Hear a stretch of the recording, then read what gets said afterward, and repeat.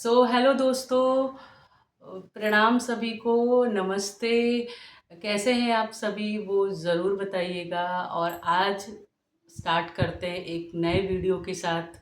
और इस वीडियो में मैं आपको बताऊंगी बहुत ही सारी इंटरेस्टिंग चीज़ें अपने लाइफ से रिलेटेड। तो मैंने क्या पढ़ाई की है, और मैंने जॉब स्टार्ट कैसे किया, और कब से कब तक जॉब किया, और मुझे जॉब क्यों छोड़नी पड़ी, वो सारा कुछ मैं बताऊंगी इस वीडियो में। तो प्लीज़ जो जो भी मेरा वीडियो देख रहे हैं, अगर सब्सक्राइब नहीं किया है तो प्लीज़ सब्सक्राइब कर लीजिए, और कमेंट ज़रूर कीजिएगा। और मेरी वीडियो अच्छी लगे तो लाइक भी ज़रूर कर दें। तो मैं स्टार्ट करती हूँ अपने एजुकेशन से रिलेटेड। तो मैं पहले बता देती हूँ, मेरा पूरा नाम आरती राय है, और basically I am from Ghazipur city, UP से। और मेरी जो स्कूलिंग हुई वो एक छोटे से गांव से स्टार्ट किया मैंने अपनी स्कूलिंग। तो 10th 12th तक मैं गांव से पढ़ी हूँ। उसके बाद मेरा ग्रेजुएशन SDHM इंटर कॉलेज से मैंने 10th 12th किया। और गाज़ीपुर पब्लिक स्कूल से मैंने पढ़ाई की, स्टार्टिंग से लेके LKG से लेके, और मैंने 8th क्लास तक वो मैंने गाज़ीपुर पब्लिक स्कूल से पढ़ाई की। और 9th 10th 11th 12th ये मैंने SDHM इंटर कॉलेज से मैंने पढ़ाई किया। और उसके बाद मैंने मेरा ग्रेजुएशन गाज़ीपुर यूपी कॉलेज से हुआ, और वहाँ मैंने ग्रेजुएशन कंप्लीट किया। ग्रेजुएशन कंप्लीट करने के बाद मेरा एडमिशन हुआ लखनऊ में, जो कि मैंने वहाँ स्टार्ट किया। PGDVM कोर्स होता है, और वो पूरे 2 साल का कोर्स है। Banking course, management, banking management किया PGDVM, post graduate diploma in banking management. वो पूरे 2 साल का कोर्स मैंने किया लखनऊ में रह के। लखनऊ के बाद ये कोर्स कंप्लीट होने के बाद मेरा जॉब लगा मुथूट फाइनेंस में। तो मुथूट फाइनेंस में पूरे 2 साल मैंने काम किया। 2016-17 तक जॉब किया मैंने। उसके बाद देन मेरी जॉब लगी IIFL। फिर मैंने वहाँ से, क्योंकि मेरे पास गोल्ड लोन का एक्सपीरियंस था, मैं गोल्ड चेक कर सकती थी, गोल्ड को वेरीफाई करती थी, मैं कैश काउंट करती थी। तो इतना सारा मैंने कस्टमर सर्विस भी मैं करती थी, वहाँ से मैं लोन क्रिएट भी करती थी। तो ये सारा चीज़ मुझे एक्सपीरियंस हो गया पूरे 2 साल में। तो मैंने जॉब स्विच किया इंडिया इन्फोलाइन फिनेंस लिमिटेड में। वहाँ फिनेंस कंपनी में मैंने जॉब स्टार्ट किया गाइस। तो मेरा एक्सपीरियंस, तो मैंने वहाँ पे गोल्ड अप्रेजर, सिर्फ अप्रेज करना। अब यहाँ पे मैं मुथूट में क्या करती थी, कस्टमर डीलिंग भी करती थी, कस्टमर को कन्विंस भी करती थी, कस्टमर का सारा KYC वगैरह का फॉर्म भी फिल करके, मतलब लोन भी क्रिएट करती थी। वहाँ पे बहुत सारे क्रॉस सेल भी करती थी, जैसे क्वाइंस वगैरह हो गए, गोल्ड क्वाइंस वगैरह बुक करना।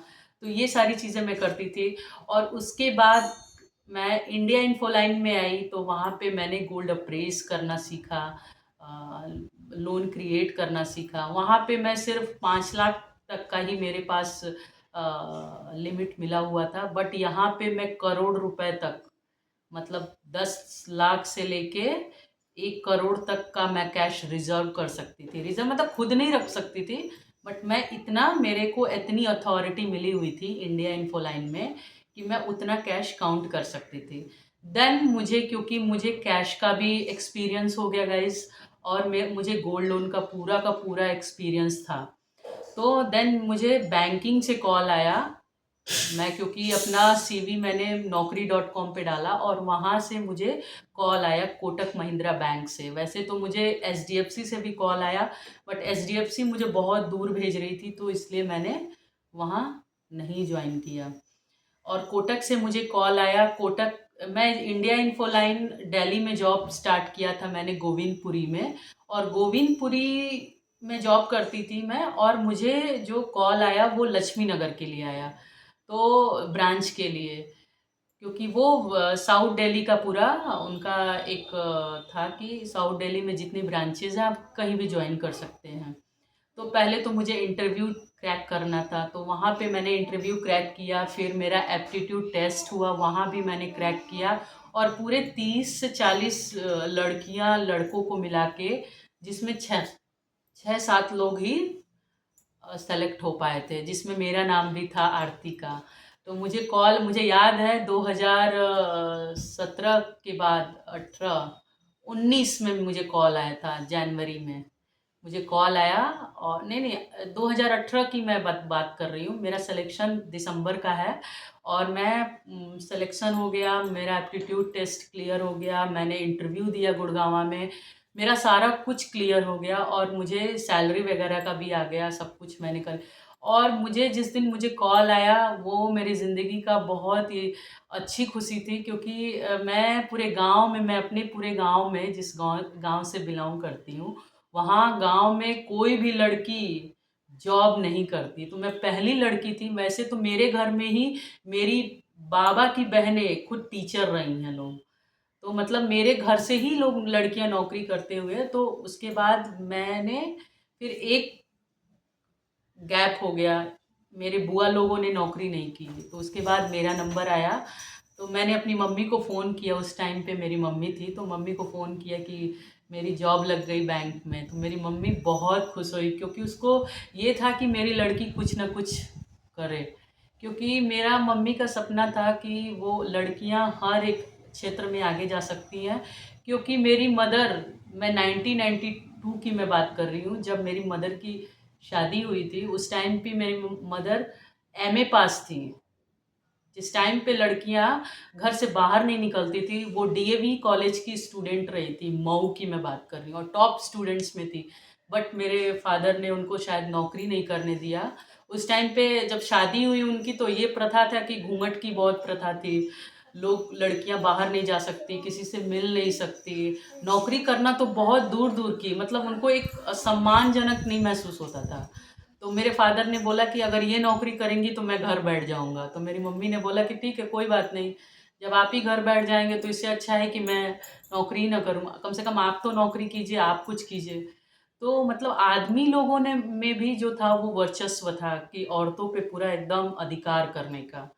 तो मेरी मम्मी हमेशा से चाहती थी कि मेरी बेटियां आगे रहें और मेरी बेटियां हमेशा नौकरी करती रहें। तो गाइज मैंने 2019 से स्टार्ट किया है अपनी जॉब, बैंकिंग से। वैसे फाइनेंस से मैंने 2016 से स्टार्ट किया, मेरी स्टडी कंप्लीट हुई 2016 तक, वहाँ से मैं फाइनेंस में ही हूँ। तो प्रॉपर बैंकिंग में मैं आई 2019 में, और वहाँ से मैं जॉब करती ही कंटिन्यू किया मैंने।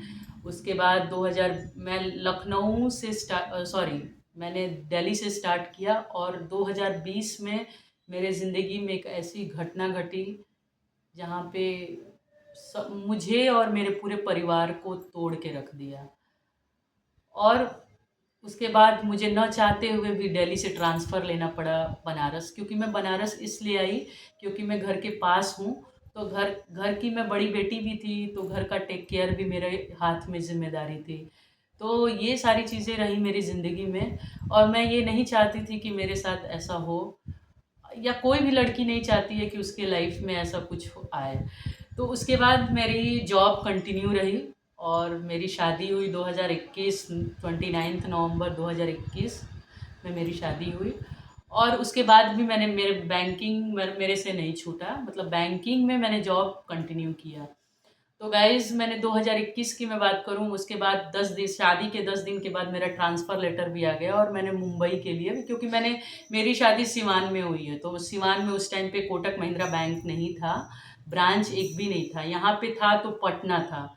तो यही डिसाइड किया कि पटना रहने से वहाँ पे भी रूम रेंट वगैरह लगेगा, तो खर्चे डबल लगेंगे। फिर मेरे साथ उस टाइम पे शादी हुई, तो मेरी बहन नहीं रह सकती, क्योंकि शादी के बाद तो बहुत सारी चीज़ें चेंज हो जाती हैं, फिर कोई ना कोई ससुराल वालों लोग को हेल्प करनी पड़ेगी। तो इससे अच्छा ये हुआ कि हम हस्बैंड वाइफ जहाँ हैं वहीं एक ही साथ जॉब करेंगे। तो वहाँ पे मैंने मुंबई में मीडोज़ ब्रांच में ट्रांसफ़र लिया। वहाँ पे भी मैंने फिर 1 साल के बाद 2022 में मेरी बेटी हुई, 5 नवंबर 2022 को मेरी बेटी हुई। उसके बाद भी मैंने जॉब, फिर मेरी बेटी होने के बाद उसकी तबीयत काफ़ी ख़राब होने लगी। फिर मेरे साथ कुछ कुछ चीज़ें ऐसी, क्योंकि मैं दोनों चीज़ मैनेज करना, घर का मतलब बेटी को दूध दूध पिला के उसको सुला कि और मैं 10 बजे, मुझे इतनी अथॉरिटी मिली हुई थी बैंक की तरफ से, मतलब बैंक ने मेरा बहुत सपोर्ट किया है, कोटक महिंद्रा बैंक ने। मतलब मैं इसकी शुक्रगुजार हूँ कि कोई भी एम्प्लॉय को मुझे इतनी छुट्टियाँ मिली हैं कि मेरी बैंकिंग की नौकरी छोड़, मतलब मैं मैटरनिटी लीव पे थी और उसके बाद 6 महीने की मैटरनिटी लीव मिलती है, और उसमें मुझे 6 महीने के बाद भी 4 महीने की मुझे छुट्टी दी बैंक ने। और क्योंकि मैं पुरानी एम्प्लॉय थी, और उसके बाद गाइस मेरी जॉब 2023 अगस्त, मतलब 2023 में, 2022 से लेके 2023 तक मैंने कंटिन्यू किया। 30 अगस्त को मेरा लास्ट डे था बैंक में, वो मैंने छोड़ा। और मुझे भी क्योंकि फैमिली बढ़ रही थी, थोड़ा सा मुझे भी पैसे का ये था कि थोड़ा ग्रोथ होनी चाहिए, और स्विच करना ज़रूरी होता है। कोई भी अपनी करियर में अगर आगे ग्रोथ करना चाहता है तो वो अपना स्विच करता है, वो जाहिर सी बात है। तो मुझे एक्सिस बैंक का ऑफ़र आया और मैंने एक्सिस बैंक ज्वाइन किया। तो एक्सिस बैंक में मेरा ज़्यादा नहीं चल पाया, 4 महीने के बाद ही मुझे ऐसा फ्रस्ट्रेशन होने लगा कि कैसे हो पाएगा, क्या है, क्योंकि मैनेज ही नहीं हो पाता था, क्योंकि बच्ची मेरी बीमार रहने लगी और कोई ऐसा था नहीं कि जो मेरा एकदम अच्छे से बैक सपोर्ट हो। तो मुझे इसलिए मुझे अपनी जॉब छोड़नी पड़ी, और तब से लेके मतलब 2024 से लेके मैं अभी तक जॉबलेस हूँ, मैं जॉब नहीं कर रही हूँ। बट मेरी अभी जो जिम्मेदारियाँ हैं वही मेरा जॉब है। और क्योंकि मैं उस टाइम पे ऐसा, मेरे हस्बैंड बोल रहे थे कि जॉब करो और कोई प्रॉब्लम नहीं है, उसके लिए बाई वगैरह उसके लिए कुछ इंतज़ाम कर ले। बट मेरा सोचना ये था कि अगर हम कमाते किसके लिए, अपने बच्चों के लिए कमाते हैं। तो जो बचपन में हम अपने बच्चों को माँ का प्यार नहीं दे पाए, और एक चीज़ और भी है कि माँ से ज़्यादा चाहे घर का कोई भी सदस्य हो, मैंने ये नहीं देखा है कि कोई भी सदस्य उतना मान जान और उतना टेक केयर कर पाए। बहुत होगा तो कोई दूध वगैरह पिला देगा और ये करेगा, पर जो माँ जिस तरीके से टेक केयर करती है ना अपने बच्चों को, उतना कोई भी नहीं कर सकता। तो गाइज़ यही रहा मेरा अभी तक का ये आपसे बातचीत। और पूरी मेरी पढ़ाई से लेके और अभी तक नौकरी और जॉबलेस, तो मैं यही सोचती हूँ। मेरा एक और सपना है कि मैं कंटेंट क्रिएटर बनूं और बहुत अच्छा ब्लॉगिंग वगैरह करूं, बट ये मेरा सक्सेसफुल क्या होता है, तो मैंने अभी स्टार्ट किया, क्योंकि मेरा बाबू फाइनली 2 साल का होने वाला है और बेटी मेरी 4 साल की होने वाली है। तो अब मुझे एक प्लेटफॉर्म, क्योंकि अब बच्चों का मैंने एक एज वो कर दिया कि मतलब अब बच्चे खुद से खा सकते हैं, और उनको इतना ज्ञान, हाँ, ऐसा नहीं कि बच्चे माँ बाप के लिए हमेशा छोटे ही रहते हैं, अभी भी उनको हमें संस्कार देना है और सारी चीज़ें सिखाना है। बट हमें भी आगे बढ़ने के लिए, क्योंकि आज के ज़माने में अगर हस्बैंड वाइफ नहीं कमाए, तो आजकल की पढ़ाई इतनी महंगी है, इतना महंगा राशन है, इतना महंगा रेंट है कि वो अफोर्ड नहीं कर पाएगा एक इंसान। तो एक इंसान के बस का नहीं है कि वो सब कुछ कर ले, क्योंकि पहले का ज़माना अलग था और अभी का ज़माना अलग है। अगर आप 500 रुपये लेके अगर मार्केट में जाते हैं तो पता ही नहीं चलता, और पहले 10 रुपये लेके भी जाते थे तो हमें बहुत सारी चीज़ें, झोला भर की सब्जी आ जाती थी, क्योंकि मैंने खुद देखा हुआ है। तो वही मैं बोल रही हूँ कि आज का स्टैंडर्ड अलग है, पर ये सभी को मानसिकता चेंज करनी चाहिए कि पहले के ज़माने में ऐसा होता था और अभी के ज़माने में ऐसे लोग। तो पहले का ज़माना कुछ और था और अभी का ज़माना कुछ और है। तो हमें हमेशा अपने नए दौर के साथ सीखना है और नए दौर को धारण भी करना है। मेरा यही मानना है। आज से मैं 25 साल के बाद भी मैं बात करूँगी कि मेरी बेटी अगर 25 साल की होगी, अगर वो बोलेगी कि ये नई चीज़ है, तो मैं ऐसा नहीं उसके पे क्रॉस क्वेश्चन करूँगी कि नहीं ये तो मेरे, तुम छोटी थी तो ऐसा होता था, तो वैसे नहीं होता है। हमें नई नई चीज़ें सीखना है और नई नए तरीके से आगे बढ़ना है। तो खुद को कैसे आगे बढ़ना है हमें उस पे ध्यान रखना है। और अभी मेरा काम यही है कि मैं अभी घर का सारा काम कर रही हूँ, बट मुझे अभी बैंकिंग का प्रपोज़ल बहुत आ रहा है ज्वाइन करने के लिए, क्योंकि मुझे कोटक महिंद्रा बैंक भी बोल रही है रीजॉइन करने के लिए। बट अभी तो मैं नहीं कर सकती। बट अभी मैं कंटेंट क्रिएशन का काम कर रही हूँ, देखते हैं कब तक ज्वाइन करते हैं और मेरी लाइफ में कब और सारी चीज़ें स्थिर होती हैं, वो मैं ज़रूर आपसे शेयर करूँगी। बाकी कैसी रही मेरी बातें और कैसा रहा मेरा नॉलेज, वो ज़रूर बताइएगा कमेंट करके। तब तक के लिए bye bye. Bye bye. Thank you so much, धन्यवाद।